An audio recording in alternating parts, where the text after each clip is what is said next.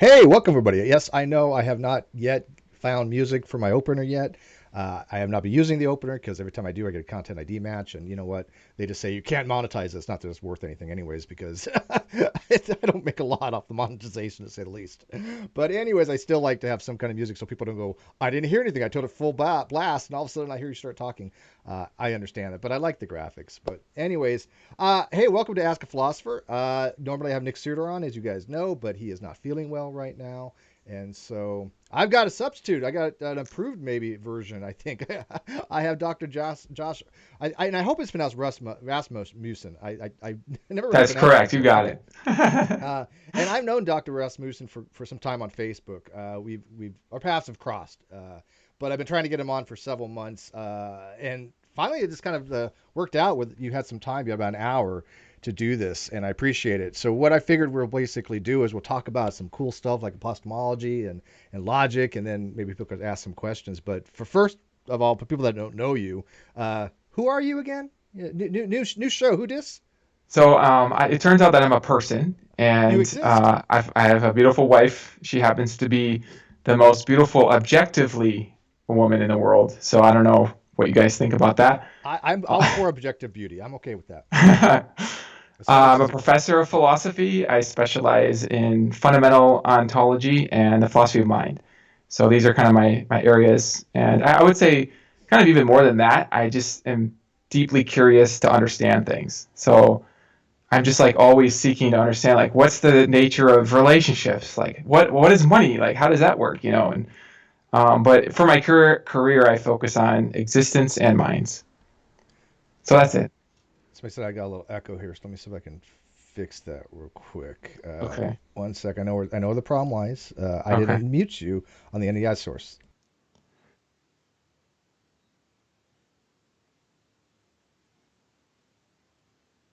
Uh-huh. And then you need relationships for, I guess, using your money on something like this. Uh-huh. Mhm.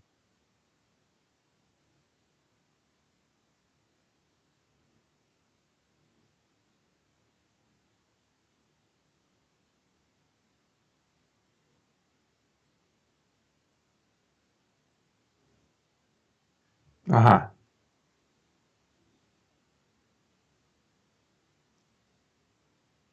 Yeah.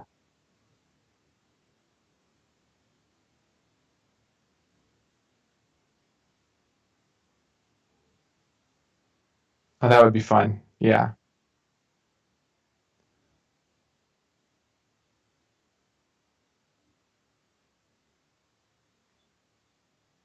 Hey, I would love it if I could explain those things. I mean, that one of the questions I asked my professor in graduate school is, what do you mean by physical? This is like one of the words that's used to demarcate the theories. And he was like, Josh, I don't know. It's a tough question. Even defining these things. I took a course, we spent a month. This was in Plantinga's Philosophy of Mind course. We spent the first month of the course defining physical. And we never even, came to a conclusion on that. So if you feel a little bit confused about the theories and how to demarcate them, it's because these are hard questions.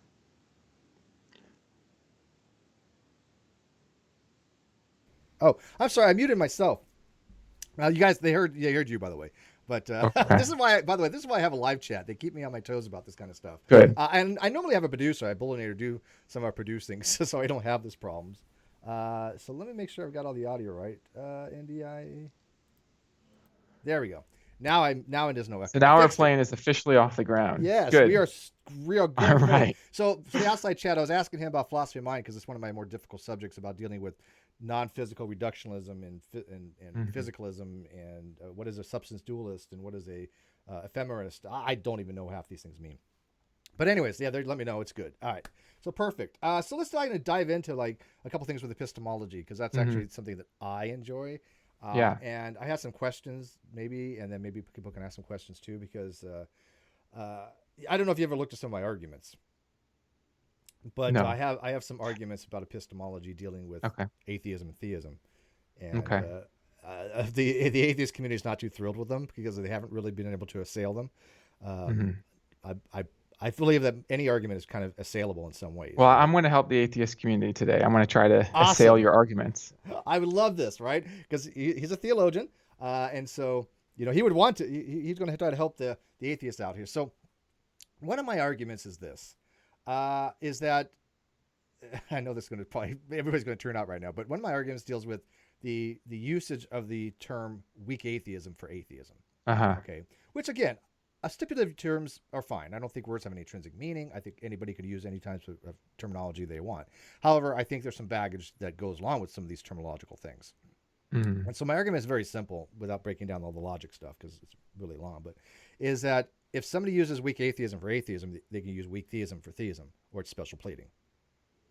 And the argument would be if you have something that is not the case where you do not believe something and you use Hmm. that to be the term atheism, right? Atheism does not believe, or atheism does not believe, rather being the belief that God does not exist.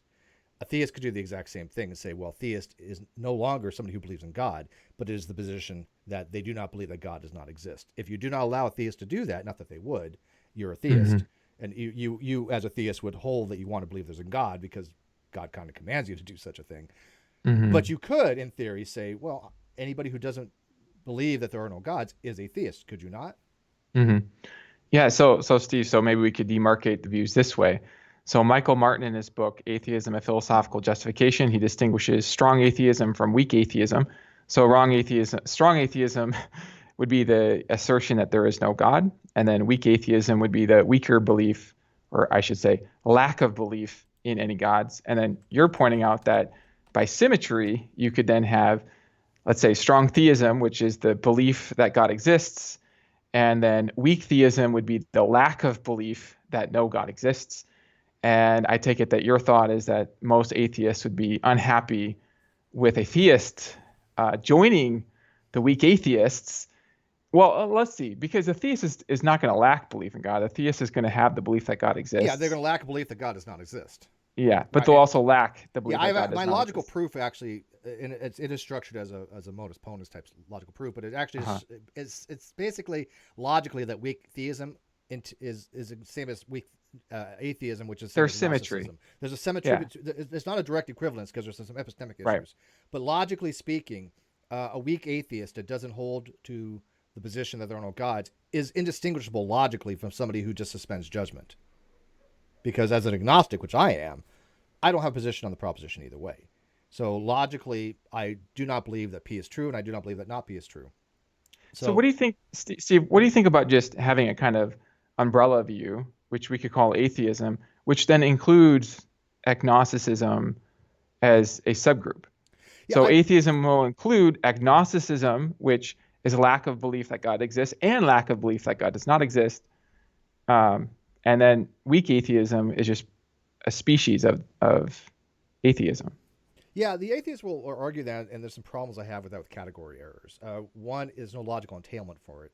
The way I would argue it is that you have it is the case that A or not A, right? And if you instantiate that with theist, then you have theist or not theist, and it's just Uh-huh. a semantic thing at that point. Then an atheist will say, well, a theist, we're just going to make not theist the same as atheist. That is a semantical argument, but I find it at least contradictions or specifically more category errors, like for a theological non-cognitivist.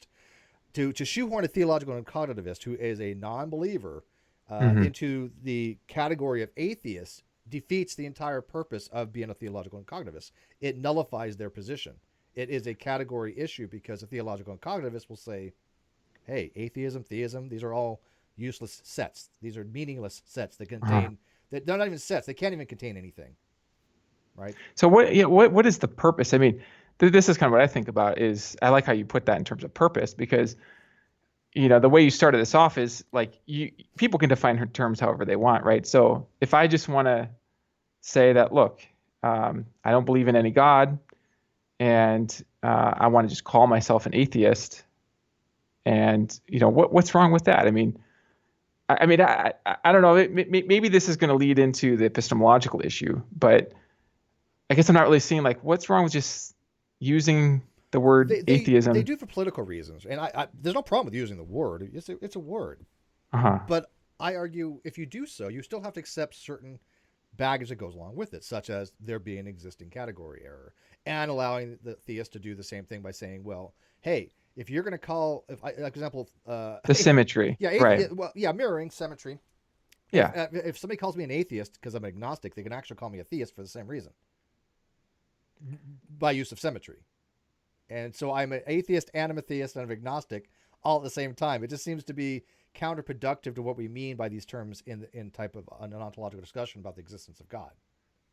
It reminds me of I met somebody who defined atheism as lack of evidence for the existence of God, Oh, and that was sort jump. of that was sort of interesting to me because I know theists who believe in God, but they wouldn't think that their belief in God, they would think it's justified, but not on the basis of what you might call evidence.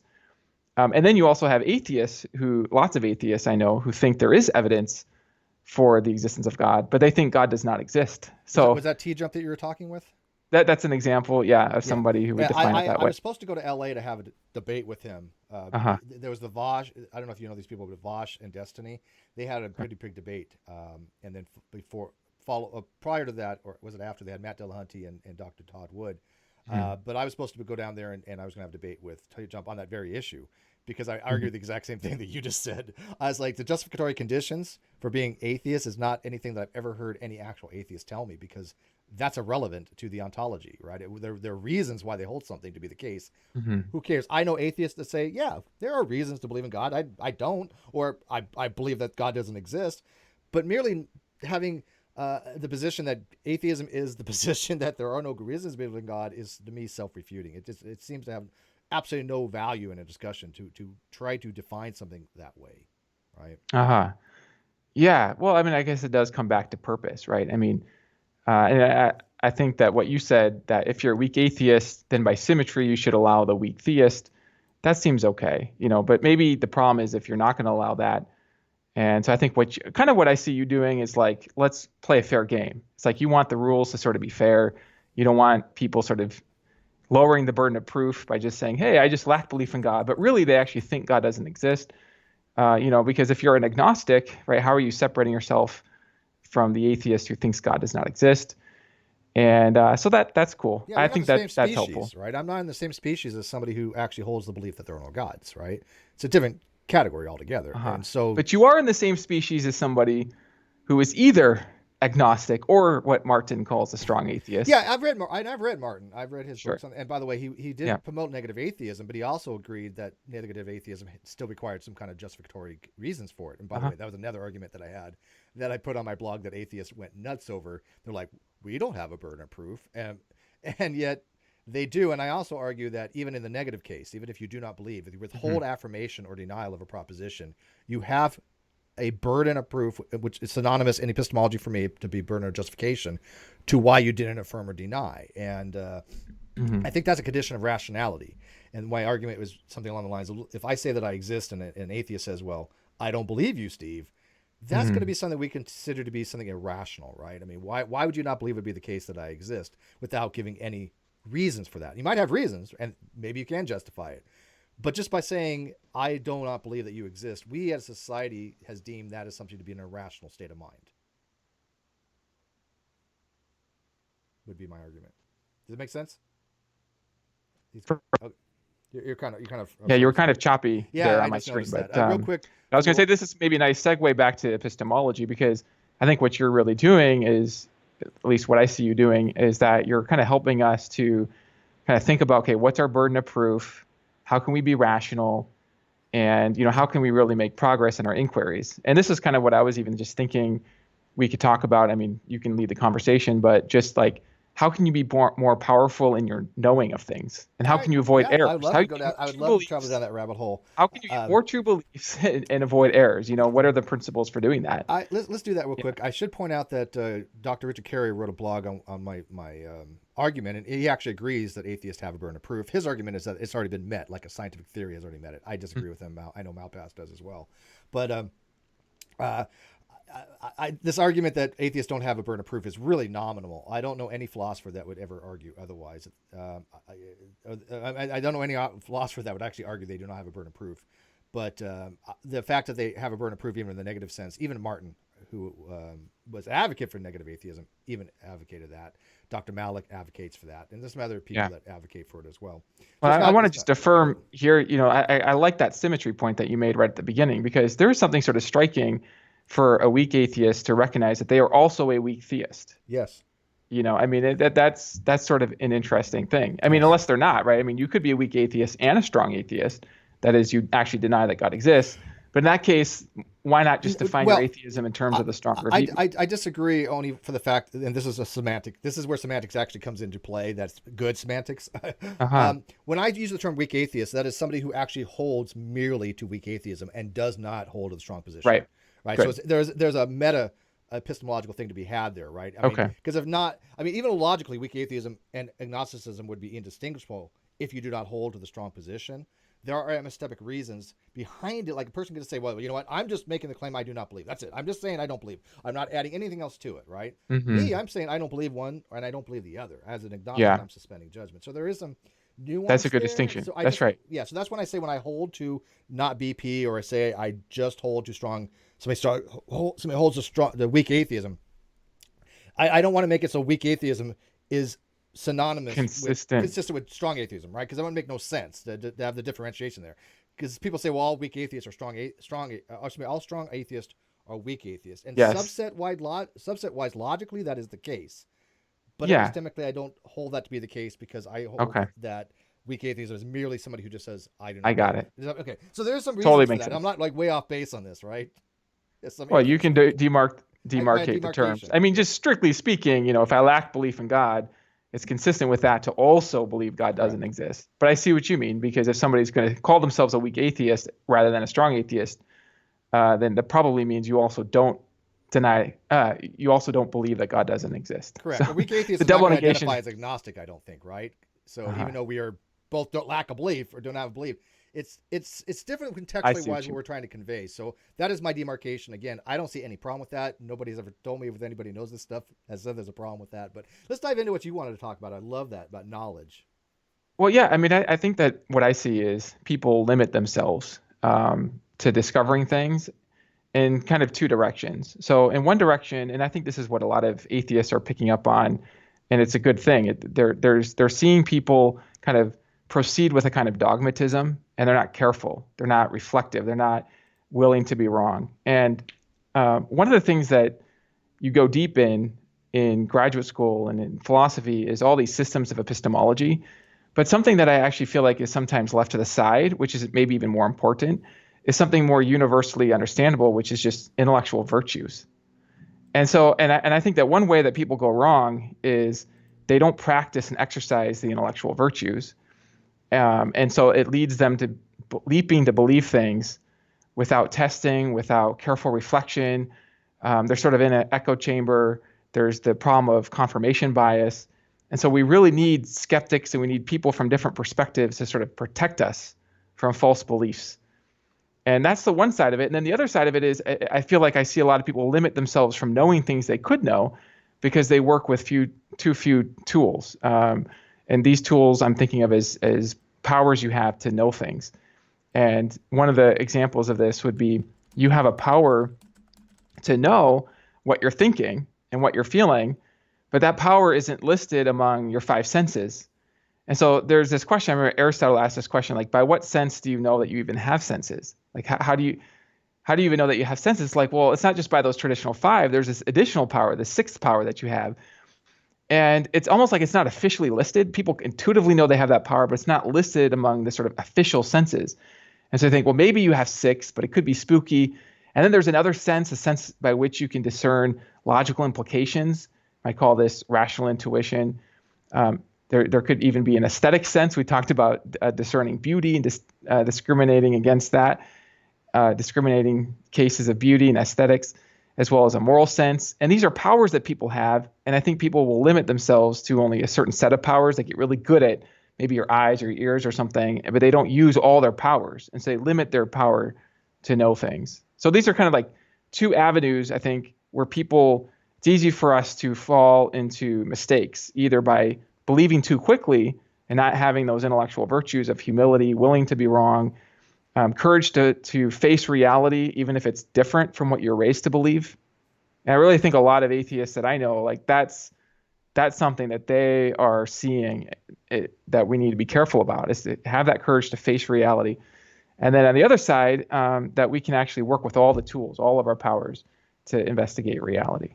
So I don't know where you want to go with Oh that, but well. First of all, I love virtue epistemology. Big fan of virtue ethics and yeah. epistemology. I do agree with you wholeheartedly that I wish a lot of atheists. And again, as an agnostic, I'm not really taking sides here, right? I will get on a theist and an atheist for having bad arguments. I mean, I will go after Darwin's deity just as much as I will like T jump. It doesn't matter to me. I think they both have huge issues. You're But like the epistemic police. yeah, right. I mean, it's like, well, I'm just like, I don't want to be too biased. Right? I mean, I have my own biases. I think all of us Uh-huh. do. But Yeah. when I see an atheist make such bad mistakes, and this might be slightly tribalistic, I have to accept that fact. As a non-believer, I don't want them making my tribe look bad, right? Okay, so I mean, I'm probably more harsher on the atheist for that very Uh-huh. reason, because I see them run such bad arguments. Like when when Darwin tries to run the argument about human induction, asking the atheist to try to justify it, and they were like, "Well, we used it yesterday. We used induction yesterday. It must work tomorrow." It cringeworthy. But I yeah, so appreciate what you're saying, yeah, because you can almost think of like a tribe as having a flag for certain values. And maybe those values include the intellectual virtues, yes, right? And then if the people are holding the flag for the intellectual virtues and saying, look, let's be scientific about this, let's be careful in our thinking, and they're helping us to break down, let's say, religious beliefs that aren't based in evidence, they're helping us. And if people in that tribe who are holding up that flag with those intellectual virtues, if some of those people are not following those same virtues, and you want to come along and say, hey guys, yep, we can do this better. yeah, and that's exactly it. And like being open-minded, right? Being the Yeah. ability to have humility to know you could be wrong. I Yes. get criticized that Steve never, can be criticized as wrong, and I'm thinking to myself, I'd like to find out when I made a mistake Yeah. on my blogs. Matter of fact, I asked Dr. Rasmussen to review one of my blogs that I'm working on now, even though it's not complete, might have some issues, but on a general glance, it's not easy stuff that I'm working with here, right? And so if somebody points out a mistake that I made on logic, I'm like, oh, thank you, right? Because I want to make sure that one, it's correct, and two, I don't want to put something out that it's like, oh, this is logic. This is objectively the case. Yeah. Steve, you're wrong. It's not a matter of, do you think God exists or not? It is 1+1=2 is an objective fact. But we have a super chat. Real quick, excuse me. By the way, I had a lot of coffee today because we only got an hour with them, so I'm trying to get it all in. Athena, goddess of wisdom and warfare, $5 says, I already love this guy. Oh, excuse me, I love this guy already. It is my view that people limit themselves as well. I will love to talk to him about a lot of topics, and I'm sure he's referring to you, not me, but whatever. Probably both of us. That's okay. I've known Athena, goddess of wisdom, for a very, very, very long time. I Well, want thank you. to. Does he have a question coming up here? Because I You just might want have a to. question. Yeah, Athena, go ahead, dude. I, I was just going to bring in here that the intellectual virtues I feel like can hardly be overstated as important, and I think this is a problem. Is that what happens is we'll fight for tribes where tribes have banners not of virtues but of existing beliefs. Mm-hmm. I think that's where the worry comes in, because then you circle around that belief, and especially if that belief sort of enters into you and it's hard to look at it from another perspective. And this happens also with respect to epistemological systems. This is kind of my first entryway into epistemology, was to look at internalism, externalism, these different systems like proper functionalism, reliabilism. We're trying to figure out, okay, which system of epistemology will help us get out of the pit of skepticism? Like, which system will give us knowledge? And I have to tell you, Steve, the more that I've reflected on philosophical questions and the more I've had conversations with a variety of people, the more it looks to me that what really does matter most is not even those systems. I'm not saying there isn't a correct system, but that what is actually going to really help me the most to get the most truth in the long term is not to just happen to start off with the right beliefs, to not just find the right tribe and circle around that tribe. This is kind of like, which religion is the right one? If I can just find it, then I can know the truth. Or if it's not a religion, then if I find that, then I got the truth. It's like, it's not about that. It really is about those intellectual virtues. And I like what you said about, being willing to be wrong, and like putting out, you're writing something. Yeah. You sent it to me. You're like, help me see, what I'm not seeing. And that is the key. Almost like to fall in love with being wrong, if that makes sense, because instead of being afraid of being wrong, it's like almost like to enjoy that process of discovering Yeah, something new. I think and I totally agree with you, by the way. But what I see is, especially as a content creator, as a YouTuber, a lot of YouTubers don't want to appear to be wrong. They look as that's a something to be looked badly upon, right? Sure. Because they are influencers, right? People have told me that Especially I'm like an in a influence debate, source. Yeah, Yeah, right. exactly, right, in a debate. I mean, I don't want to be Yeah. wrong in a debate. My first debate, Yeah. I think you know him, Wayne Fillmore. I think so. Yeah, I Yeah. think you've made paths crossed Yeah. before. But I debated him on macroevolution, and he changed his Okay. position. He left young Earth creationism. Uh-huh. Now he's still a theist, but he is an old Earth creationist, which is fine. I mean, I have no problem with that. But Mm. he recognized that he was making some errors. Now, when I go into debate, I'm going to say things that are probably wrong. I'm not an expert on those topics by any means. And so when I write something like my blog that I'm writing now, which is on Dr. Malpass's and William Lane Craig's argument, uh, I talk to Dr. Malpass. It's something that I have to like work on. It's nothing that I Mhm. fundamentally could be completely hosed on. So I want an expert to check some of these things out, and just cursory, right? I mean, when I'm done, I'll hopefully have a little more in Of depth course. review, of course. But yeah, if somebody points out that I'm wrong, I'm not afraid as a content creator to go, yeah, I screwed the pooch on that one, right? And I think that a lot of content creators are, and this is this weird stigma that people think of me that I can't be corrected. I'm like, no, I just have to be corrected by somebody that can actually show that I'm wrong, right? I Uh-huh. mean, people have said that I'm wrong by fiat, and I'm dissolving here. Do you notice this? Can you see this? I do. You're Yeah. disappearing. This is Uh, kind of interesting. yeah. Do I really exist at this point? Mirological nihilism. Uh-huh. So I find it odd when people just say by fiat that I'm wrong. Matt Dillahunty does that to me all the time. He just says Steve's wrong. Uh-huh. Really? Can you Well, give some Steve, reasoning? you are wrong Just, about something, right? yeah, We of all course I'm are, wrong. Yeah, you know. I'm not an accurate reasoner in No, scholastic I'm logic. just I teasing you. never. And I know that I'm wrong about some things, but probably lots of things, right? But I can't tell you what they are right now because obviously I wouldn't believe them if I Right. I, I believe that my beliefs are enough. I have enough beliefs that they're probably not all correct. But I wanted just to add something else here. Sure. You mentioned tribalism. This is another source of error, I think, or a kind of a place where people can sometimes not see truth as quickly as they could otherwise see because they do have that kind of tribal association with a group. And I think we're kind of, in a sense, social creatures and even made for um, running with certain tribes, so I don't think there's anything intrinsically wrong with that. But there is that danger that when you're in a tribe and you sort of think of the people who are against you as against you, that it becomes so much harder psychologically to really enter into their perspective. And I've found it personally helpful to establish a common goal with anybody that I'm talking with so that we're actually allies in a common quest. So if I'm like talking, let's say that I'm talking about the philosophy of mind, and my view is that consciousness and mental action, it has a kind of primacy, and that we actually have power over the material stuff. It's not just a complete bottom up materialism. Let's say I'm talking with somebody who disagrees with me on that. They believe that mindless matter is fundamental to everything else. And one way that I could have that conversation is I could think, well, they're my enemy. And so I'm going to sort of dig in and try to prove that I'm right. And I'm going to look for weaknesses. See, this is the problem is if you look for weaknesses in somebody else's argument, you will always figure out a way to find them. It's like in relationships. If you're sort of in a negative bent, you can always find weaknesses. You can always do it. And if you look for strengths in your own position, you'll always be able to do that too. Or if you can't find a strength, then you'll kind of come up with a new argument for your position. But I find it's like really helpful just to kind of drop that kind of me versus them and just think, okay, what's a common goal that I have with my interlocutor? And one goal that I found personally helpful is just to make clarity the goal. So together we're allies in clarifying the issues.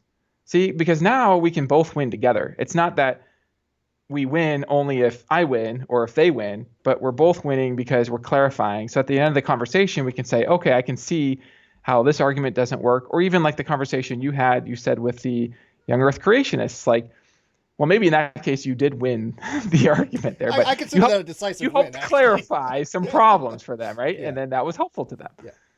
Yeah.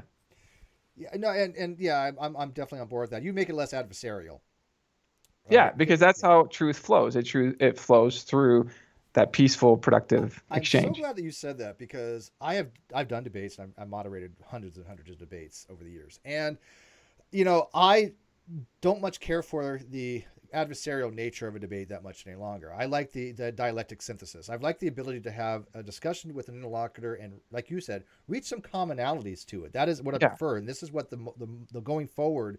I kind of want to do more with this channel, although there'll still be some debates. I got Wayne on last night debating, but uh, like the non sequitur show, that I don't want it to just be this adversarial stuff between us versus them, or because it started to go down this atheistic type path, which I was not happy with. I want it to be about things that are Progress. mutually ones that mutually we both would agree on. Like as a agnostic and a theist, we both care about what's true. We both care about critical thinking. We both care about logic. We both care about reason.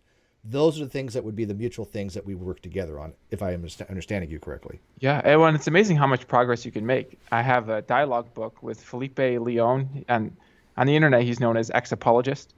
And we wrote a book together. It came out of an email correspondence, and we published it. It's called "Is God the Best Explanation of Things?" And I was so intrigued by the kind of progress we made together in just building. It was like we were constructing this. I have this almost like a picture of a bridge.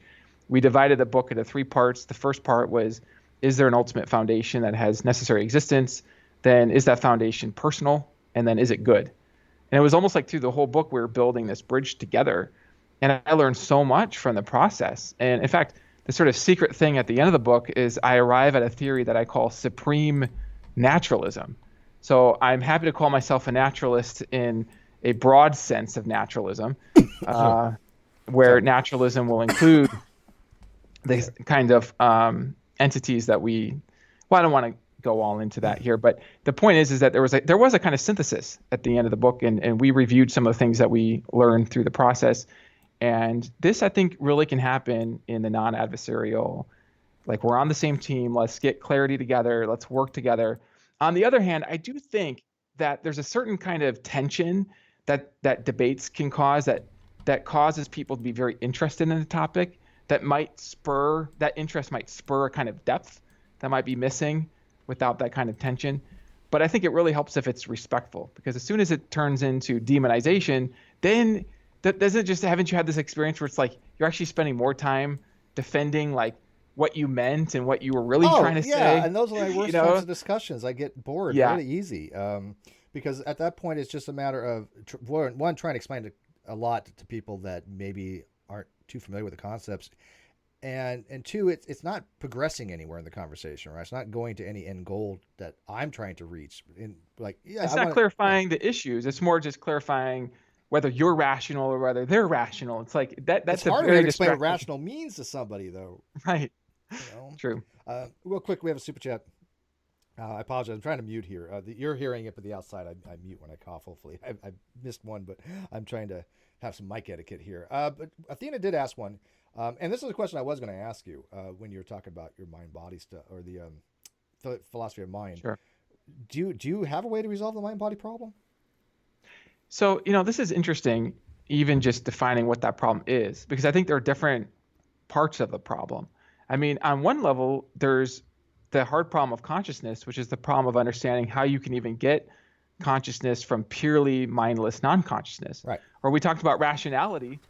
I mean, I have this picture just to kind of illustrate this of a tree branch just randomly blowing in the wind and then carving the thought, I am rational. It's like, well, that's a randomly generated, well, it's not really carving a thought, it's carving shapes in sand, right? But there's a certain weird way in which if you think of your thoughts as deterministically based on mindless, non-rational causes, it's sort of hard and puzzling to understand like how your thoughts even could count as rational. So there's that hard problem, which is then related to the more general problem of how there can be any kind of mind physical interaction at all. I go by the general problem, and I do understand both of what you're saying. Yeah. But I think the mind body problem, to me, when I hear it, it is the problem of how do you have by what mechanism do you go from a conscious thought to have that potentiality of something to an actual change of reality, the states of fair reality. Yeah, and at some level, I think there is a kind of basic causal relation, and I think we can actually experience it by direct awareness. This is why I mentioned that power you have that introspective power to see and witness your thoughts. I can know what I'm thinking by this introspective power without first looking at the pattern of particles in my brain. And then I can witness myself intending to move my fingers. And then in direct result is there's a recognize it change. more after the fact. It seems to be the case. Yeah, well, maybe there's something more immediate, like this awareness of my intention together with an episode within me, like a visual image changing its structure within my mind, something like this. And you're right. I mean, you make a good point. What I'm then observing is sort of after the fact, my hands are moving. And so maybe I'm just positing that there's a causal relation there. As far as like how that causal relation is even possible, this is going to depend on how you frame the terms of the relata. So one way that people frame it is they'll say, well, we know that there's matter. And so the question is how matter can interact with something spooky and immaterial. Another way of framing it is we know that there's mental episodes. And then the question is, how do you explain the interaction between the mental episodes and something that's spooky as in non-mental, outside of your mind, right? Spooky so, within a distance. Yeah. So the spookiness argument kind of plays in both directions. But so, I mean, my view is at some point there's a basic causal relation. And I'm not really sure, to be honest, like what matter is ultimately. Some scientists are saying it's fundamentally informational, which actually kind of makes sense on my own view, because I think ultimate reality is foundationally mental. And so if that's right, then if matter is fundamentally informational, this kind of fits with my view of matter as a product of mind. That's so many different rabbit holes. Yeah, I know there's so many things here, but now this doesn't really answer the question how there can be mental matter interaction. In a way, it's more of a way of saying, I think that at some level, there's a law that allows for that interaction, and that law is basic. I mean, at some level, everybody has to. Actually, I happen to probably agree with you to some regard, because I don't know if you know Dr. Leonard Susskind, but he has the negative first law of thermodynamics, which is basically information. His position that information is the foundational bedrock of all of reality, and it cannot be changed. It cannot be destroyed. I mean, it's conserved. And the reason for that is through the black hole theory, right? And I think that's a good argument to be had on that particular argument. The whole mental thing, the whole mental states. Would you think that it's a problem for a pure materialist, right? I mean, you talk about naturalism, and the way you're using it is a little bit different when I think obviously a philosophical or ontological naturalist would use the term. Yeah. But do you think for a philosophical naturalist that does hold to strict materialism, the problem with the hard consciousness is even more difficult? Yeah, so let me just use that word naturalism to include, the way that I was using it before was to include a view like David Chalmers, who allows for kind of proto-consciousness at the foundation of reality. So my thought is that you could think all of reality is of the same basic category, but still think that mind is primary. So I'm not positing sort of an extra category. But is that two different is that a dualist position? So depends how you count things. I mean, I sort of think of myself as maybe a monist, in that I think there's one sort of fundamental type, and then everything else is derived from that. Is that mental though? Maybe the fundamental type would be, I would say. So you're tending more idealism, maybe. I hate these words. I know, right? No, by the way, I'm not locking you down on anything. I've learned over the last 6 years that these categories mean jack. I mean, you could switch from one to the other in a heartbeat. It seems like that, because it's really whenever I found something that I hold one position, it produces tension on another. And it's really hard. Are you familiar with epiphenomenalism? Epiphenomenalism, the phenomenon that comes out of a state of consciousness from. It's causally inert mental stuff that's a product of the sort of mindless matter. So it's a non-mental so it's a non-materialistic position that consciousness comes from something that's not of material.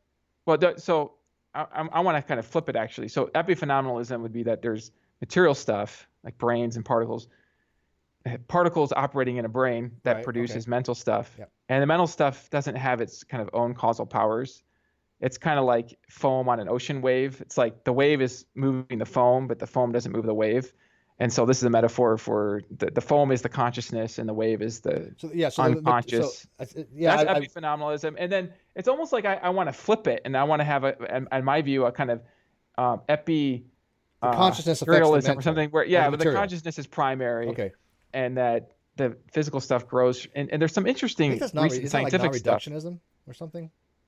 There's a form of non-reductive. Well, so okay, I don't want to get into classification. Of mind. We're going to get into that another time, because I hate that subject. But I haven't forgotten your question. So because you were asking, ultimately, I think you were asking about a kind of bottom-up materialism, where the matter is mindless.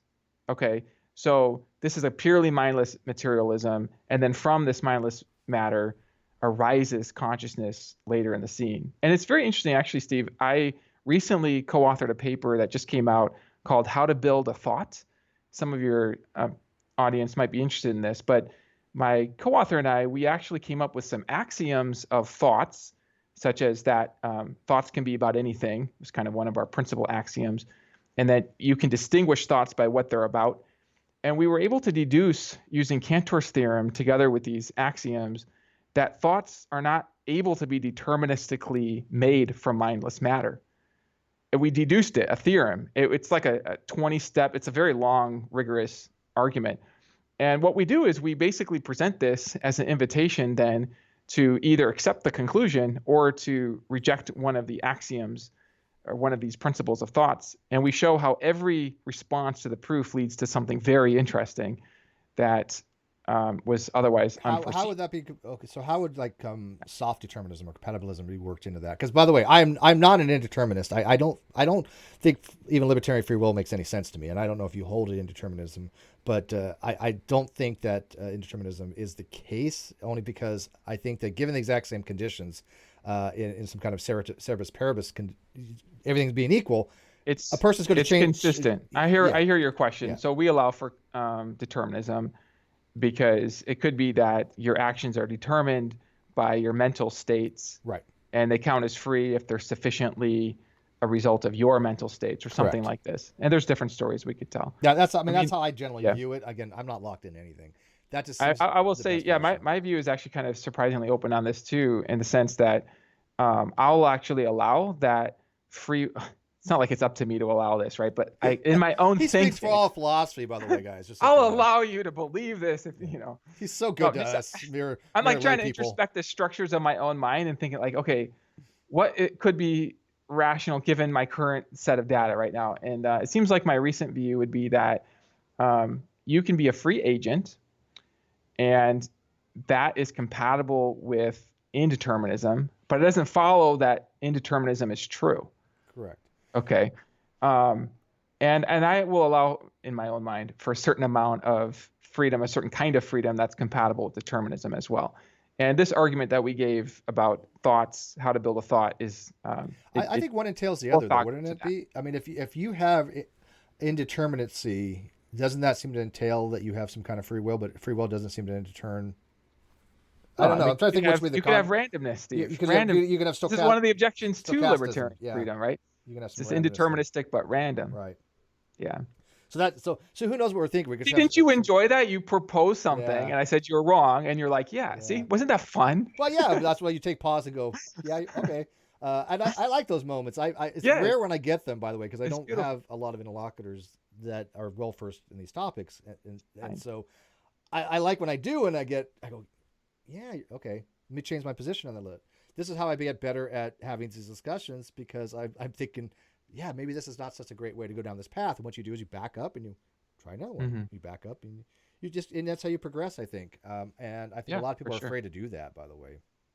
Yeah. And I mean, I love how you put that in terms of fear, because I think that people get lost sometimes waiting for the experts to figure out the right epistemological system. Like, is it reliabilism? Is it proper functionalism? Which version of those, right?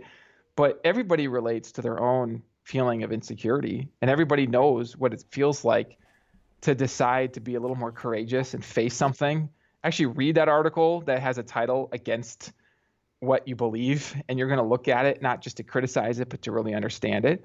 That takes courage. I love that, though. Matter of fact, I find the best way when I do a lot of my blogs or when I'm stuff is I look for things that actively try to be a problem, be a thorn in my side of how do I work around that, right?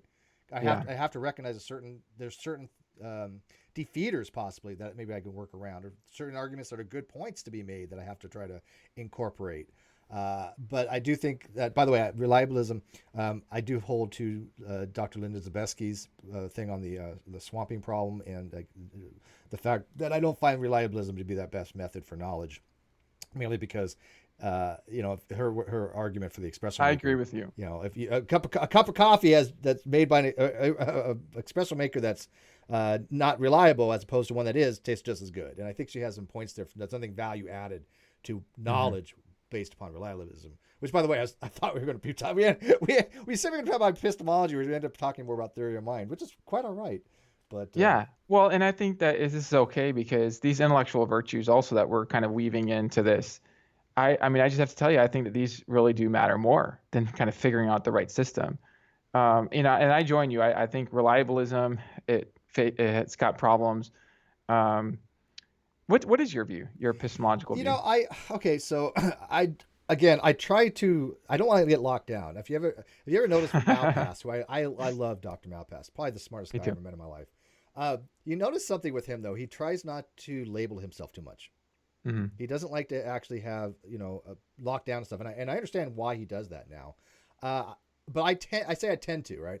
I tend to like justify true belief plus, which is basically a justified true belief where for the outside, because obviously you know about this, but for the outside, justified true belief would be that the proposition has to be true, the subject has to believe the proposition, and has to be justified. I add a truth tracking condition onto that to help alleviate some of the problems with the Gettier case. Gettier cases like sensitivity or security. I think sensitivity would be more the case, but and that gets into possible world theories. But I think that Linda Zabriskie is correct in that any belief. Zagzebski? Are you talking about Zabriskie? I hate pronouncing her name. What's a proper way to pronounce it? I hate pronouncing my own name. Zabriskie. Zagzebski, I believe. Zabriskie is how she pronounces it. Yeah. Brilliant, by the way. But she argues that any belief first knowledge theory is always going to have an epistemic luck issue. All of them. Yeah. And so I think that she's actually right on that. And not that by the way, don't believe me in anything, people. I am the layperson here. What the hell do I know? But that's what I always tell my students. Yeah. Don't believe me just because I'm saying something. See it for yourself. That's what I love about these topics. I think things are, evaluatable. I think there are even subjective stuff can be evaluated. There are objective matters to be had. But as I tell the people that watch my channel and my shows, it doesn't matter whether you're a PhD or a layperson. Go read. Go look at this stuff and see what you come to your conclusion, right? There is objective matters to be had. 1 + 1 is still 2, whether you believe it or not. Yeah. There's truths to be had. But whether you subscribe to that you need a truth maker, you don't need a truth maker, or you go to deflationism or correspondence theory, those are your choices, right? But then let's talk about if you subscribe to these things, where does that lead us? So maybe we could put it this way. I like to kind of summarize. I like to pull threads together. That's kind of my personality. And it seems like there's a lot of interesting threads here. And I was thinking maybe we could sort of summarize all the threads in terms of tools that make you more powerful to know things. And so one tool, I like what you were just saying about not sort of coming down and like holding a position too firmly. And I think that what you're realizing there is that beliefs come in degrees, and there's degrees of tentativeness. I think there's a kind of tendencies I notice, especially in the popular culture, to like put yourself into a position, and it's binary. It's like either I believe it or I disbelieve it. I mean, even your sort of agnosticism, it's like I think you're recognizing like, well, there's a degree of probability that there's this sort of supreme being, and I would be surprised. 50-50. I mean, I would be surprised if you're range. Exactly 50-50, every minute of the day. Richard Dawkins, I hate his scale, by the way. Right? His approach to philosophy drives me absolutely insane. But because I'm not a person who says that there's only 50-50. I'll cards to the table. I do tend more to the God doesn't exist side, but there's a what's range the percentage? There. Where are you at? I'm somewhere between 40 and 60. Okay. Because 40, 60. Yeah. Steve, I've got a prediction. I'm going to send you a PDF of my book, How Reason Can Lead to God. I'm going to predict you're going to move by at least 5%. You can make me read? These are all fake, well, by the way. You don't have to. You're I'll be happy to. I'd love to read it. I want to make that prediction, and then we'll just see what happens. Sure. No, I will read it. I'm still working through the story of the cosmos. I got to get through that. If you know what's his name?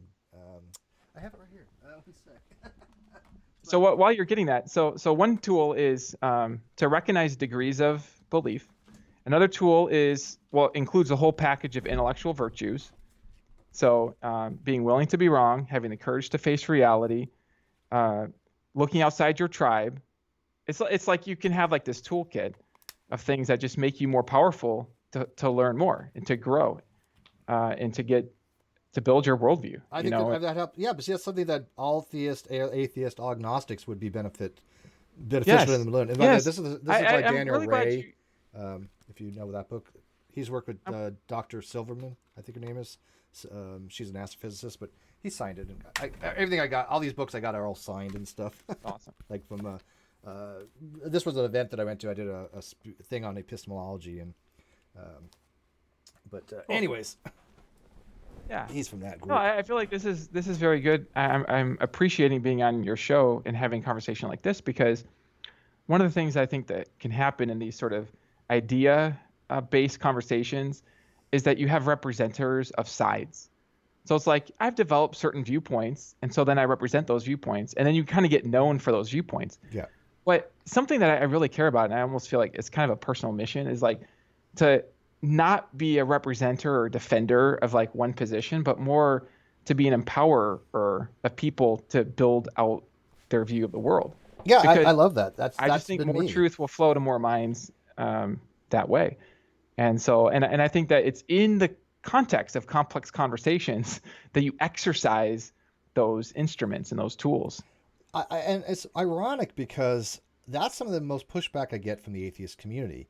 When I'm trying to help them, learn some of this stuff, because I had to learn it myself, and again, pure layperson here, okay? But I've at least over the last 6 years gotten to the point where I'm comfortable enough to having these types of discussions, which, by the way, take time to do. But when we're talking about things like reason and logic, I see a lot of atheists give me pushback on it. Like, why does any of that matter? Why does philosophy matter? Who cares about logic? And when you're dealing with a lot of the activists out there, I see a lot of them willing to throw away things that are logical and rational for the sake of dogma and ideological concerns. Like, for example, like Aaron, Aaron's a great guy. And I mean, one of the nicest guys you ever want to meet. He's great at phylogeny. But, you're dealing with philosophy. He's willing to throw away certain things in philosophy. And that has made tension between him and I. Matt Dillahunty, same way. He won't address any of my arguments. He just, I think maybe the worry is that it's like science is helping us discover the world, and philosophy kind of has this track record of spinning webs of rationalization, right? And I think that's kind of a worry people have, is they want to tether our beliefs to what we can test empirically. I have a hard time with that too. I'm not into scientism, and I'm not even a non-evidentialist. I don't think empiricism obviously is the only mechanism. It's sort of self-defeating, perhaps. Yeah, I mean, well, it's like, show me that scientism is true. Yeah, well, isn't that a problem with the verificationism kind of thing?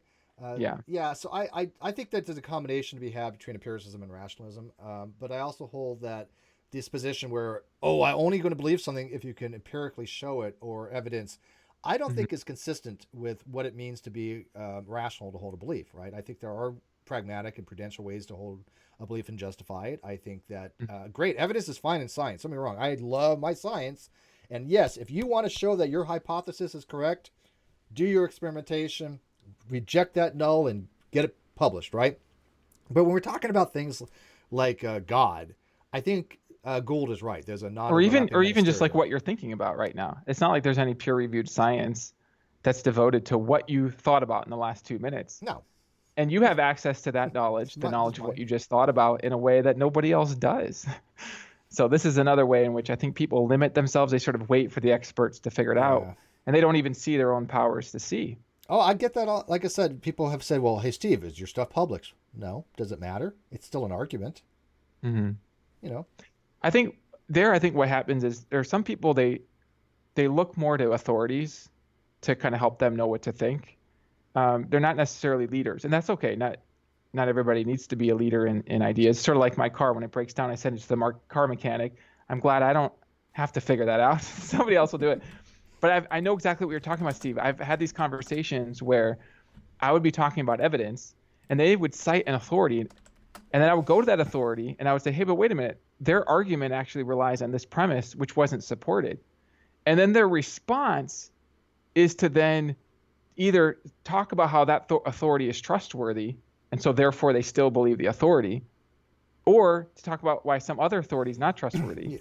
And I realize what's happening is we're just cross purposes. Yeah. We're kind of using different instruments. That's an argument to I'm thinking in terms of evidence, it's sort of tempting for me to think like, oh, come on, like think with me about the evidence. But it's kind of helped me to just realize, I think some people are not, it's like that's not their game, if that makes sense. It's like there's lots of games we can play. It is, but is this gamesmanship intentional? For example, I'll give you a perfect example Yeah. from my own personal experience.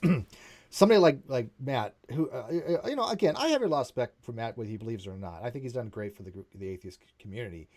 But this is what I see that when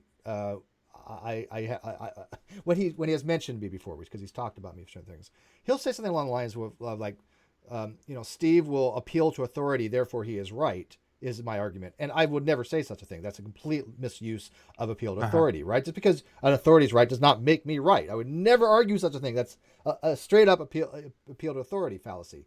But if I say such and such, who is an authority, agrees with me here because of this, and this, to bolster and support my argumentation and say, okay, well, he's agreeing with me. He's arguing it this way. I'm arguing it this way.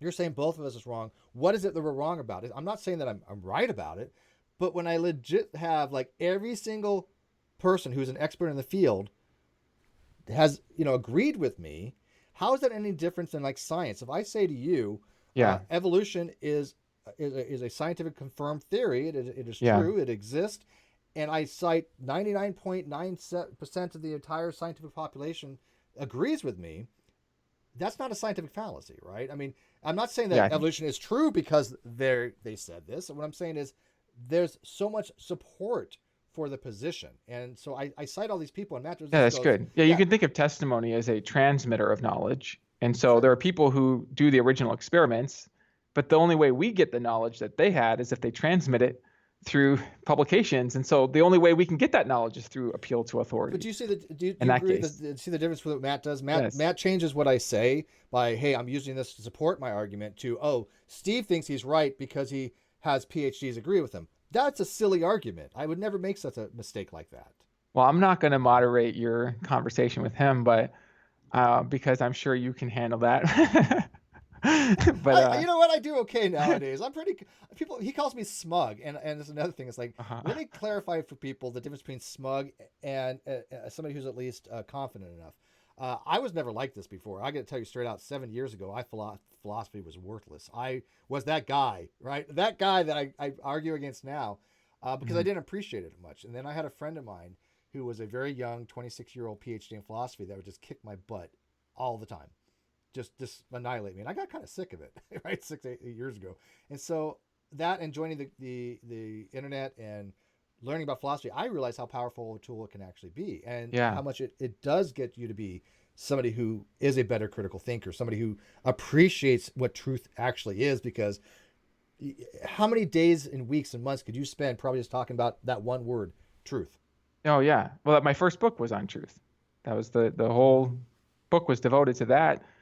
And it's like any topic, there's an infinite amount to know about that topic. And maybe this can be kind of a final closing point, because most fundamentally, and I point this out in one of my books, one of my latest books, the one that's going to move your mind by 5%, How Reason Can Lead to God. I'll give a fair review of it, like I have other things. But I'm sure you will. But one of the things that I point out is that we all are kind of in this place of searching, and everybody has a lack or a limit of what they see. All of us do, right? And we'll probably all, well, I shouldn't say probably, certainly we all have some false beliefs. And so there's this question like, well, how most fundamentally can you increase your chance of getting the truth to true beliefs? And I want to just suggest one principle that underlies all the other things we've talked about today. And it's a very simple principle, and it almost sounds too simple, but it's actually very powerful. And it's related. I'll tell you what it is. I'm building suspense, right? I'll tell you what it is, but it's related to this time that I climbed up a mountain with my family. And I thought about my experience climbing that mountain, because we saw that mountain many days before, but we never actually climbed that mountain. But one day I looked at that mountain and I said, let's go up that mountain. And I pointed to it and I aimed. And after I aimed to go up that mountain, I dramatically increased the chance that I would actually find myself on top of that mountain. And I think most fundamentally, the most powerful decision anybody can make, no matter what they think about anything, is to just make that decision, like to aim to get to truth, to aim for truth. Because there's so many other things you can aim for. You can aim to protect your image. You can aim to make yourself feel rational. You can aim to expose the other person's problems in their arguments. And those aims, there's a place for those aims. But the question is, what are those aims replacing your aim for truth? Are those your primary aims, or is your primary aim for truth? And if you aim for truth, in my view, that is the most powerful way to increase the chance that you'll get on top of the mountain of knowing more truths. Yeah, So, I can definitely see that. I know we got to wrap this up. I have one quick question. yeah. And by the way, just to let people know, there's something in stochastic logic called a conceited reasoner. And a conceited reasoner believes that none of his beliefs are inaccurate. I think I've seen some of those type of people. And there's a called an accurate reasoner, which is somebody who has only true beliefs. I don't think anybody is an accurate reasoner. I mean, it just seems inconceivable to me that somebody thinks that all their beliefs are true. We know, unless you have one belief, right? Or two.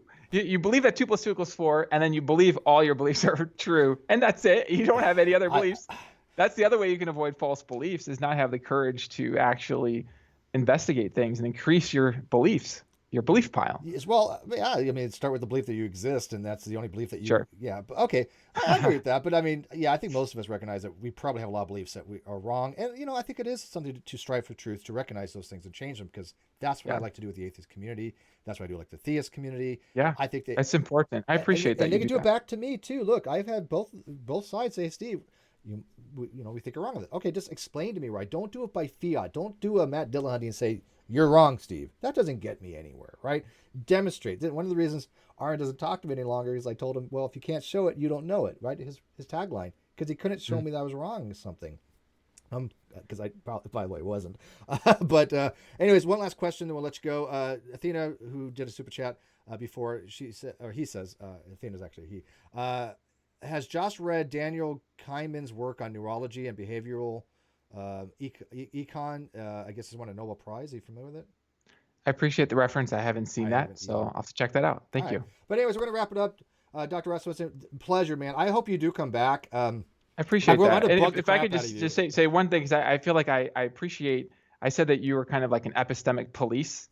It's almost like I want to say you're a rationality coach. Ooh. You're like, that's what I feel like you're doing. You're like kind of helping people. And I mean that. I'm not just trying to, I'm not trying to flatter you. And I feel like that's really, really important, is to kind of almost like coach. Because I feel like that's a theme in everything that you said here, even from the beginning, when you're demarcating the weak atheism versus strong. It's like, I think you're caring about that because you're caring about the epistemic standards. It's like, is it symmetrical? Are you keeping the standards that you're holding others under? I think you watch for that. You watch for that kind of. Well, I appreciate that, consistency. Man.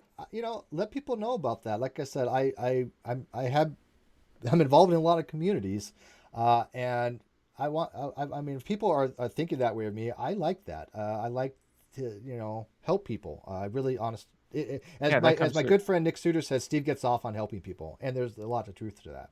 So I will let you go. I appreciate it immensely. If you can help promote anything on this channel, send some subs my way, because it's been harsh with all this CV19 stuff.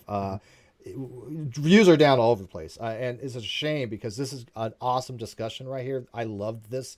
Probably my all-time favorite Ask a Philosopher things. Hopefully it'll get more views, because people share this. So my outside chat, please share this video. Leave comments at the video below, link below. He'll get me that PDF and I'll check it out, like I did with Dr. Hugh Ross. He sent me Improbable Planet. I read it very fairly. I thought that Dr. Ross made some good points, and I'll do the same here. But anyways, I'll let you guys go. Good. Have a good night tonight, and we'll see you later. Cool. Good night. And I'm just doing my end screen, although I didn't mute so they can hear all